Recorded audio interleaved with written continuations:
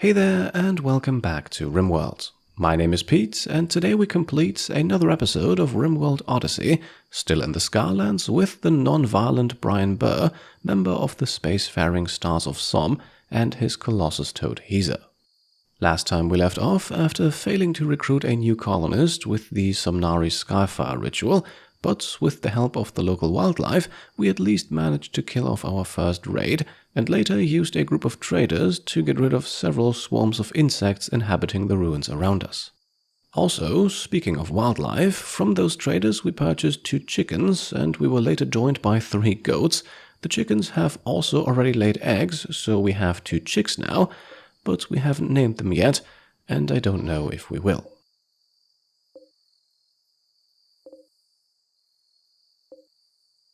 Now to get us started today, Bryan will have to eat a meal containing insect meat before they all spoil, before he then deconstructs some marble walls near our animal hitching spot, and we also take note of our goat Corsaro, still suffering from the flu, but it looks like he will survive. We then use that marble to close off another room and to make this a proper kitchen. At the moment, our stove is still considered to be outside and thus gets a work speed penalty. Then we continue planting the remaining hay grass that we didn't get to last episode, and in the early afternoon we start chopping wood near the northern edge of the map. Our stove unfortunately consumes quite a lot of it. As we then start cooking again, we do in fact also prioritize fuel over nutrient efficiency. As you can see here, baby food, slightly more nutrient efficient compared to simple meals, does take a bit more work to prepare, and I think we have thankfully passed the point where the ingredients are the bottleneck. At the moment, it is mostly the scarcity of wood that hampers our food supply above anything else. Case in point, in the evening another rice harvest is already good to go. In the process, Bryan also improves his plant skill to level 6, and so I think our food supply is in fact going to be fairly stable from here on out. At this point then, we should also talk about rooms, specifically the changes that Odyssey and the 1.6 patch made to them, as we now also get work speed penalties for putting things in multi-purpose rooms. So our research bench here, for example, would work much better if it were in a designated laboratory, which certainly adds a level of difficulty to the early game, as you're usually not in the position to handle a multi-room base right from the start. Now, as Bryan harvests some potatoes, we get our first transport pod crash of the series, and it is an interesting one to say the least. For some bizarre reason, Bryan's ex-lover just crashed, currently a member of one of the pirate factions. Looking at her biography, it also becomes apparent why the two have not worked out. With traits like greedy and bloodlust, she does not strike me as a perfect match for Bryan. Nonetheless, her overall skill set looks intriguing, and, well, the two have an intimate history. So, with his colossus toad Heaser in tow, Bryan wades out into the toxic lake, rescuing a woman that perhaps he once cared deeply about. This is definitely one of those Rimworld moments that make me very excited for the rest of the series. Her wounds are then tended to, and we're not using medicine for this, not because Bryan does not care about his ex, but mostly to preserve the medicine in case she suffers an infection. After the events of the last episode, Bryan already has some experience with that. On the next morning then, our 2 goats Lemon Sprinkles and Salonic are being milked. Bryan also plants new potatoes, and we learn that his former lover has recovered to the point of no longer being incapable of walking. And with her technically being our prisoner because she belongs to a rival faction, that means we could now release her. However, I feel like Bryan would be a bit conflicted about this. On the one hand, there is a reason why the two are no longer together. On the other hand, that does not mean that he would want to kick her out in the state she's currently in. Not to mention that he might come around to see the value of her personality in an environment like this. So at least until she makes a full recovery, I think we're going to keep her here. And since we are in dire need of helping hands, we will also try to recruit her. Converting her to our Stars of Som ideology takes second priority, I think, even if the recruitment progress will be a lengthy one, both because of her mood and because she really does not like Bryan. However, at least that last part I think we can slowly but steadily change. Every time Bryan speaks to her, her opinion of him will increase a tiny bit. Unfortunately though, that is a one-sided affair, so Bryan's opinion of her remains fairly negative.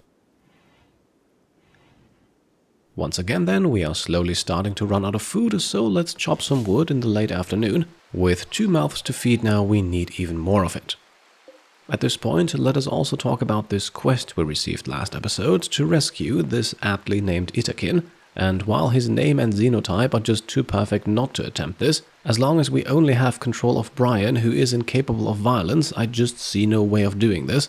We would need to find some way of at least dealing with the one enemy holding him prisoner, and Bryan cannot even attack walls and structures, let alone people. So that is one more reason why I'm hoping that we can get his ex over to our side. For the time being though, she remains resilient, and we have bigger issues to deal with anyway. Toxic rain has begun to fall from the sky, and much like toxic fallout, it will slowly sicken anyone not underneath a roof. Now, as far as I can tell, crops are not affected by this, but animals obviously are, so let's get them all underneath a roof. A roofed and fully closed-off pen would obviously be even better, also to protect from predators, but Bryan has his hands full as it is, let's not add to his worries. A bit more cooking on the next morning then, but once again it does not take long until we run out of wood again, which is also why we are now switching our guest's diet from meals to raw potatoes. That way we only have to cook for Bryan himself, and in a bit of a devious twist, it might actually also help lower her mood a bit. I'm still hoping that we can solve that whole ideology thing with a mental break that makes her lose faith in it.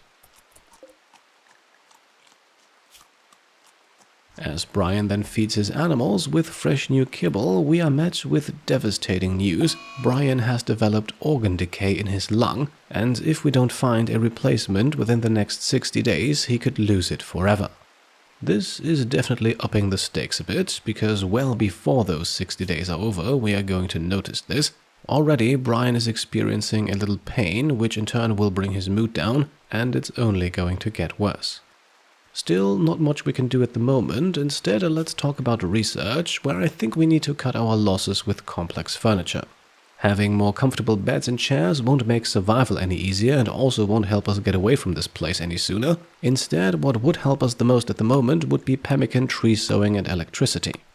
Since we cannot hunt reliably and pemmican requires meat, it's not really worth it. Tree sowing is mostly needed to fuel our stove, but at a cost of 1000 points, we might as well go straight to electricity and build an electric stove. I know this will likely take ages, but this new disease adds a bit of pressure, and I'm still hoping that we might acquire a capable researcher soon. For now though, it's just Bryan and his ex, who actually comes around a bit as you can see. Bryan himself is having none of it though, and I have a feeling that's not going to change anytime soon. On the next day then, the toxic rain is unfortunately still going, and Bryan also has to go out into it to bring in his first hay grass harvest. If we had some meat, this would now be the perfect chance to make some kibble to feed our animals. Sadly though, we don't, and so they have to eat it raw. On the plus side, Bryan's colossus toad Heaser is fully trained now, capable of guarding and attacking for his master. Let's hope we don't have to make use of that anytime soon. We then wrap up the day by harvesting some more wood, cook up a few meals, and on the following morning we get attacked. Now it's just a single pirate from the same faction as Bryan's ex, equipped with a simple club. Let's see if we can bait them into one of our traps. Alright, lovely. As long as the rates remain like this, we should have little trouble. And well, the guy survived. Let's try to keep it that way for at least a little while longer. And no, we are not planning to recruit him, we're just trying to take his lung. Yes, I know, this may be one of Bryan's darkest moments, but put yourself in his position. Your lung is failing and someone just showed up to kill you. The opportunity is really presented on a silver platter here. I think we just have to take it. Despite a medical skill of only 3, Bryan also does successfully extract the organ, alongside a massive mood penalty. And regarding our victim, well, we cannot release him until he can walk. Considering his injuries, that will take days. We also cannot execute him, since Bryan is incapable of violence, and I don't want to recruit, convert, or even feed him, so let's dump him into the toxic lake. I really feel like the Scarlands are quickly forcing Bryan to explore how truly low humans can sink. From setting up a lovely little farm last episode, to holding his ex-wife prisoner, witnessing his own lung rot away, harvesting an organ and dumping the still sedated patient into toxic water, but the instinct to survive is still strong. His recluse trait is also suffering a bit, because technically the colony now has 3 people in it, even if 2 are imprisoned and 1 is slowly dying. One infection after another sets in at night, and just a few hours later our attacker starves to death. Ironically, this actually raises Bryan's mood by 2 points, although it is still not enough to outweigh the mood penalty from organ harvesting. As you may have also noticed, the toxic rain has stopped, and Bryan's ex also seems to start to actually like her old lover again, an opinion of plus 66, and with that we are also making ever so slightly faster progress towards recruiting her. So let's chop some wood, make some more meals, and harvest another batch of rice. I think we're going to make the switch to potatoes soon, just to reduce the amount of work spent tending to our crops. On the following morning then, we work on decorating Bryan's room a bit. 2 granite urns can be found in the ruins nearby. Each one provides a beauty bonus of plus 5, and while that is not going to change the room dramatically, it does make it a little more bearable. While Bryan works on the remaining rice plants, we also have a stranger approaching. This here is clearly a creepjoiner from the Anomaly DLC, but I think his benefit and drawback are both clearly visible as traits. The guy is exceptionally good at studying the void, but also disturbing in his presence and unsettling when talked to. Skill-wise, he looks decent, and at this point I'm willing to see past almost anything considering the passion for intellectual work. Seems like we may have just found our researcher, even if he is a psychite-addicted waster. Now unfortunately, offering him a place in our colony will have to wait a little while, as Bryan suffers the first mental break of the series and goes on a food binge. So much for the stability of our supply. Now I think our reserves are still going to last, but this is definitely unfortunate. In fact, Bryan's binge lasts so long that our guest is starting to become unhappy from being ignored, and on top of that it looks like we have boghounds back on the map, one of them feeding on our rice here. Thankfully, just in that moment, Bryan comes to his senses, and we can approach our visitor before he changes his mind. With leathery skin, he stares into space and speaks in a monotone voice, refusing to leave and offering his help. And while we may not be particularly interested in void studies, any kind of research assistance is more than welcome, so let's add our second colonist and give him a new name too. Welcome, Nelgraf, a fittingly morbid name I think, and as always randomly chosen from the list of channel supporters in the naming rights tier and above.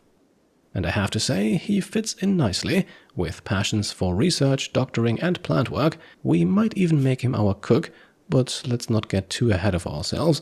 The most important aspect is probably that he can fight and that he brings a bolt-action rifle with him. With 2 people in the colony, we now also get to name our faction and settlement. For the faction, we are going with Re-Entry, a name that has been on my short list of names for a while now, and it just fits perfectly. And for the settlements, the name of channel supporter Finster is chosen. In German, Finster means dark or gloomy, a fitting description of both the place we find ourselves in and Bryan's opinion about it. As Bryan and Nelgraf then bond a bit over planting rice, Randy sends another mass manhunter event our way.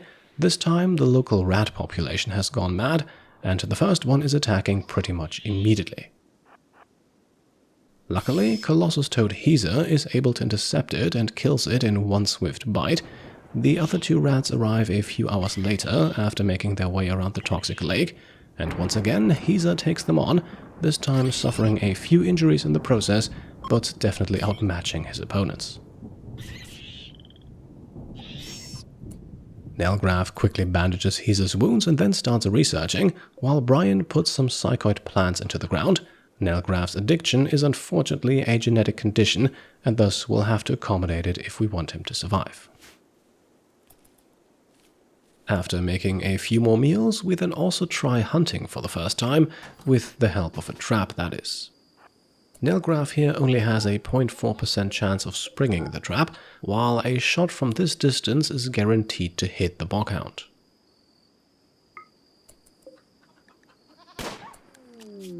Slowed down because of the wound, the animal will now chase Nelgraf through the trap and, just as I had hoped, dies as a result. Certainly an expensive way to hunt, considering the scarcity of steel on the map, but these boghounds still make me anxious. Bryan, meanwhile, uses the leather from the rats to make a bedroll for Nelgraf, only poor quality, but it will have to do. On the next morning then, a solar flare strikes the Scarlands, nothing to worry about for Bryan and Nelgraf. The latter can now also finally slaughter those 2 chicks before they eat up any more of our food. Bryan therefore spends a bit of time at the butcher table, and while he does, we also take note of the fact that animals hitched to a rope cannot lay eggs, so let's get rid of that hitching spot so that Curly here can lay one. Again, a pen is needed soon, but there is just so much else to do.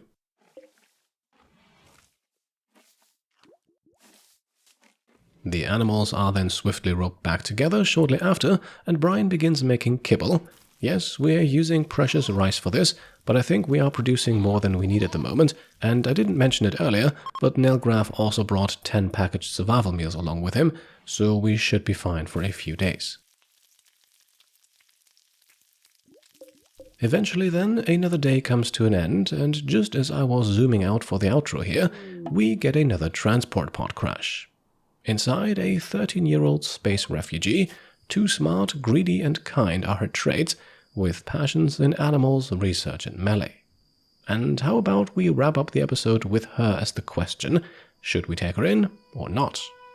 It would definitely make for one of the most unique colonist lineups if we did. A taxonomist, his imprisoned ex-lover, a disturbing waster with leathery skin, and a 13-year-old teenager who navigates being both greedy and kind at the same time, but it might also stretch what little resources we have a bit too thin. Let me know what you think we should do here, and just like last week, also enjoy some more fan art, which I am once again so incredibly thankful for. You cannot imagine how happy I get every time I receive a new email with artwork attached, and it really helps give all of these characters and events a lot more personality. With all the stuff that happened today, I simply cannot wait to see what all of you wonderfully talented artists come up with. Honestly, sending Bryan's ex-lover crashing down was a top-tier Rimworld moment, and might have the potential to really shape the future for both of them, so I am very excited to see how it all develops. And I hope that you are as excited as I am, and also that you enjoyed the video. If you did, I would be very happy if you could leave a thumbs up. Also, if you like what I'm doing and want to support me and my channel further, you can go ahead and subscribe to get notified when the next episode goes up, grab some merch over on shop.petecomplete.com, or become a channel member or Patreon supporter and maybe get your name into the series too. Thank you all for watching, and I'll see you next time. Cheers.